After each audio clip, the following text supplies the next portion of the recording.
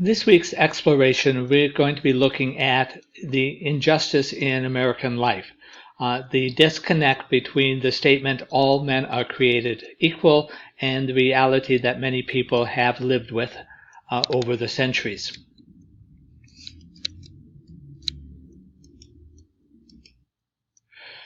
Objectives are we're going to explore 4 areas where American idealism does not meet the reality of many people's everyday life. Let's start with the Declaration of Independence. We hold these truths to be self-evident, that all men are created equal, that they are endowed by their Creator with certain unalienable rights, that among these are life, liberty, and the pursuit of happiness, that to secure these rights, governments are instituted among men, deriving their just powers from the consent of the governed, that whenever any form of government becomes destructive of these ends, it is the right of the people to alter or abolish it, and to institute new government, laying its foundations on such principles and organizing its powers in such form as to them shall seem most likely to affect their safety and happiness. This basic principle that all men are created equal was attempted to be put into the Constitution, which are the basic governing laws of our country. And so we're going to be looking at 4 areas where people have been less than treated equal. These include the issue of slavery, the Indian question, labor rights, and the civil rights movements of the 1960s. Let's look at slavery.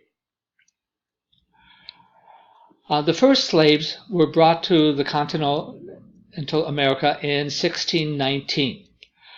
Slavery was legal in every state except Pennsylvania. The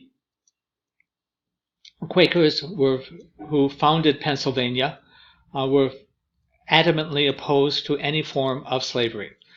You can see that in 1790, 92% of African Americans were in slavery. By 1860, that percentage went down a little. But you will also notice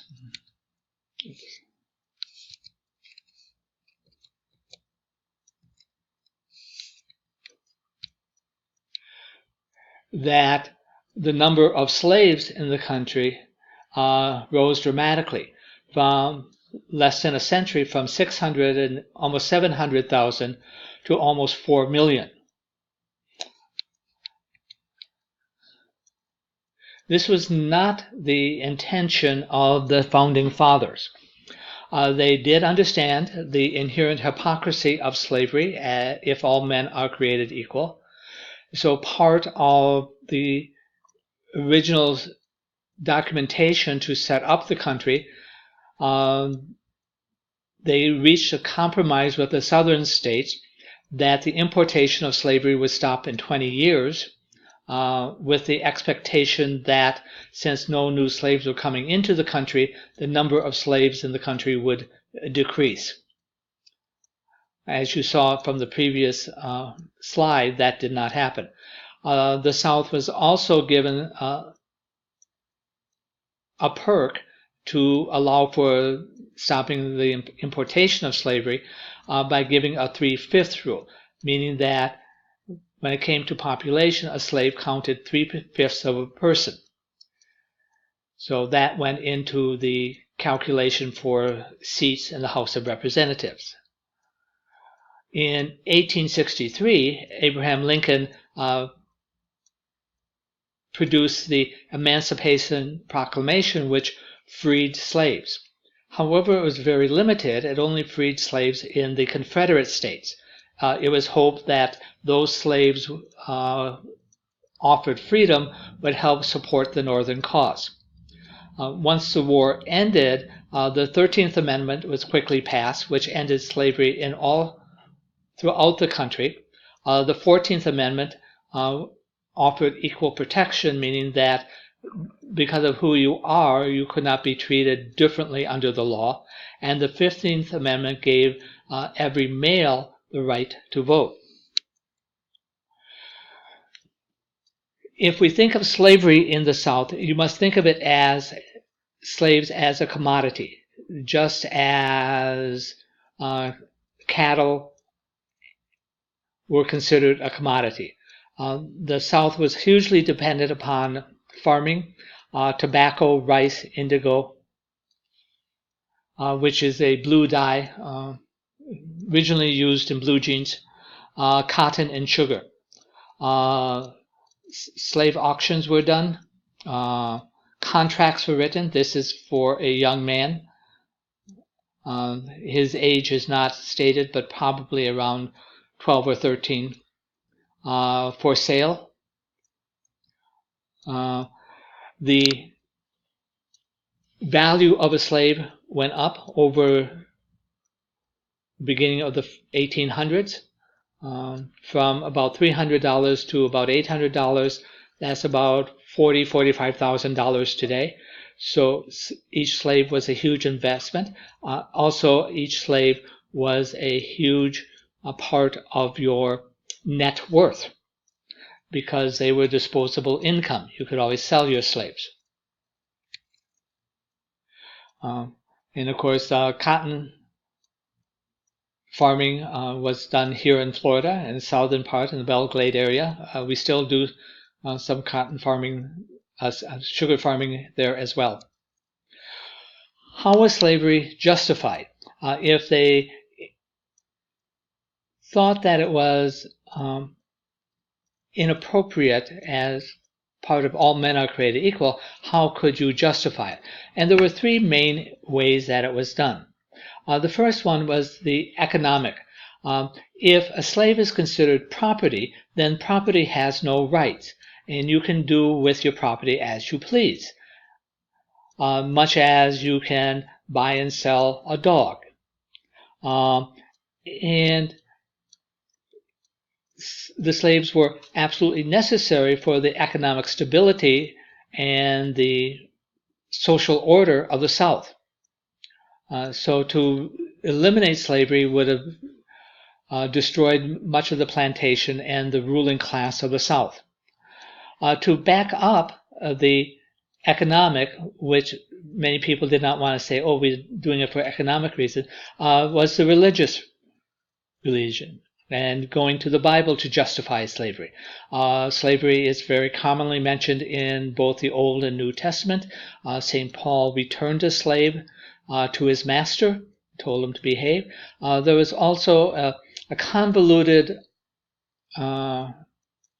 reading of the story of Noah and the cursing of the children of Ham by God for something they did to Noah.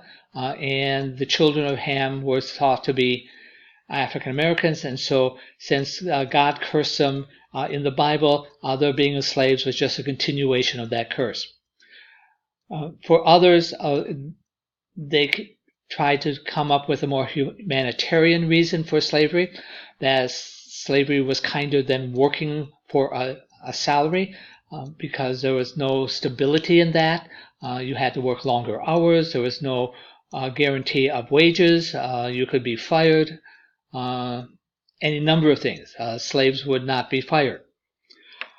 There was also the argument that African Americans were not mentally suitable for self-determination, that they would run amok if they were allowed to do what they wanted. And so we needed to protect them by having them as slaves. So what was the reality of slavery? Despite all the justifications that went on, it could be very brutal. Now, some masters were very kind and considerate, but the majority of them thought slaves were property. Food was substandard. work was long and hard. You lived where your master told you to live. The shelters were minimal. Clothing frequently was hand-me-downs.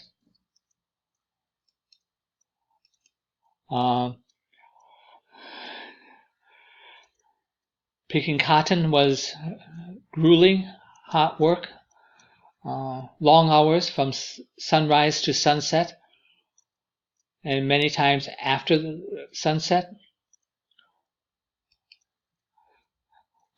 Sex was expected. Many times African Americans became house slaves, while their work was less physically demanding. There was greater potential for abuse. Every child born of a female slave became a slave, so there was a real incentive to keep your female slaves pregnant, so that you could build your wealth. And punishment could be brutal.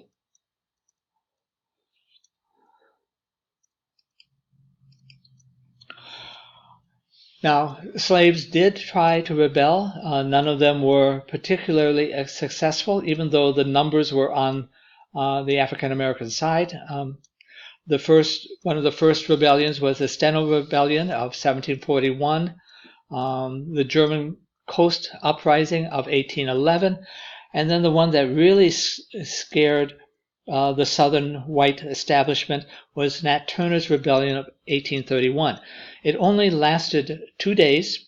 He was a preacher. He could read and write, which was unusual. And he was very charismatic. But it led to implementation of new laws limiting education. Slaves were not allowed to read or write. To be taught to read or write was a violation of the law, and you could be severely punished. Freedom of movement was limited. You could not work outside and earn money for yourself. Sometimes slaves would have like a second job where they could earn money when they weren't working for their master. All of that was taken away.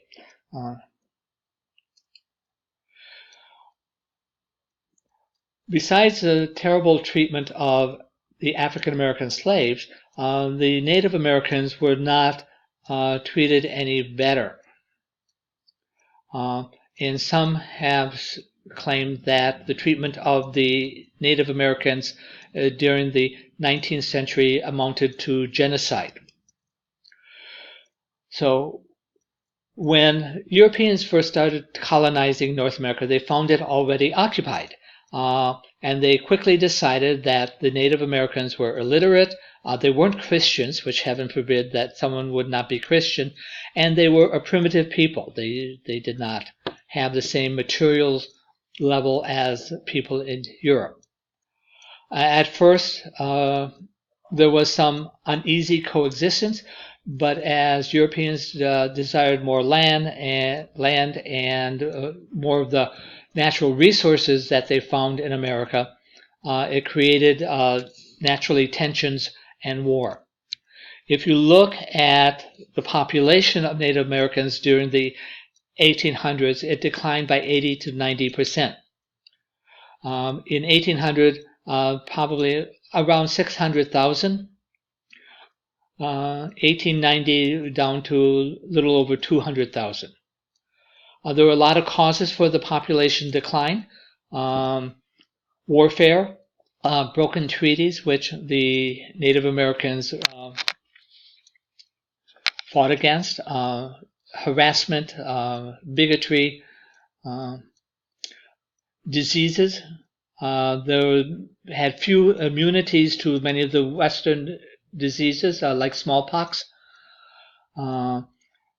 Sometimes the Indians were intentionally infected. There was one case where a governor infected blankets with smallpox and gave them to the Indians in an attempt to kill them off. Of course, starvation and resettlement. And we'll talk a little bit about that.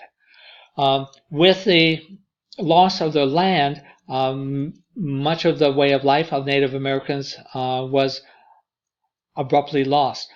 Food sources, bison range was greatly diminished. If you can see the green there is bison extended all the way into Pennsylvania, down into Georgia. By 1870, it was the yellow areas, and by 1889, those few little pockets of red are all that's left of bison. The Native Americans were moved to reservations off of productive land and to unproductive land, and an attempt to civilize these savages. Young children were gathered up into Indian schools, which were many times nothing more than slave work farms. Of course, the Indians rebelled. There was the Seminole Wars, which were fought in Florida. The Apache Wars, which gave us Geronimo. The Great Sioux Wars, which gave us John Custer and Custer's Last Stand. The last of the wars were 1924 was the last Indian War. This is an attack on the blockhouse here in Florida, somewhere around Oviedo, during the Second Seminole War. In 1830, Congress, with the strong urging of Andrew Jackson, did the Indian Removal Act. This saw many of the tribes that were on the East Coast and in Florida being forced to the unproductive land in what was called Indian Territory of what is now northern Texas and Oklahoma. This is sometimes called the Trail of Tears, starvation and death, and it was all part of the idea of manifest destiny that European and America was to be one country, and from coast to coast, and anyone that did not fit into that scheme needed to be removed and not part of the country. We talked about this a little bit in one of our previous explorations, but labor rights was another area that people were not treated equally. There was a great deal of child labor, 12, 13-year-olds working on very dangerous machinery. Conditions were abysmal. They were unsafe. Look at all that machinery, and women in skirts could easily get caught up and injured. There was no workers' compensation. You got injured on the job. You were out of a job with no income and no recourse to get another job. You were totally at the mercy of the employer. The employer didn't like you, you could be fired. You talk back to the employer, you could be fired. Well, that meant with resistance and the rise of unions, you had strikes, you had riots. One of the big ones was the Haymarket riot in Chicago of 1886, where someone exploded a bomb. The militia was often called out to force strikers back to jobs. The real change started with the Triangle Shirtwaist Factory fire of 1911. This was in New York, where the workers were locked into the building. The fire exits were locked because the employers didn't want them taking breaks, unauthorized breaks, or going to the bathroom. It produced a lot of lint, and so it caught fire. And so 150 perished, 130 some young ladies, many of them throwing themselves out of the 4th and 5th story windows to escape the flames. From that, a number of legislative issues came about to make working conditions safer. We'll finish up with talking a little bit about civil rights with liberty and justice for all. And the 1960s saw three basic civil rights movements. The most notable and memorable of them is the civil rights of the 60s. With the passage of the Civil Rights Act of 1963, the Watts Riot of 1965, which destroyed a large portion of the inner city of Los Angeles. Although Watts was not the only place where riots were taking place, almost every major city had some sort of riots, race riots in the 60s, and the assassination of Martin Luther King. You also saw the rise of women's rights. The burning of the bra was symbolic of no longer being held in.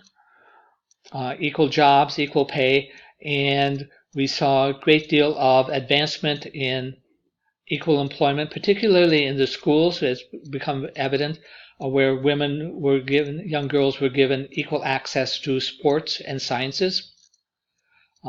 Which brings us today with the great women's soccer teams that we have in the United States. It was also the birth of gay rights with the Stonewall riots of 1969. And so America is slowly moving forward to try and build that dream. As Thomas Jefferson said, I shall not live to see it. Those who come after us will be wiser than we are, for light is spreading and man improving. To that advancement I look, and to the dispensation of an all-wise and all-powerful providence to devise the means of effecting what is right. So even though Thomas Jefferson knew he owned slaves, he had children by a slave, knew the basic hypocrisy that was in America, he hoped as time went on we would work towards it. And so, to summarize, America was founded on the belief that all men are created equal. If you remember to our very first lecture, I said that America was founded on a philosophical idea and not an accident of history. And we are always in the process of trying to fulfill that philosophical idea.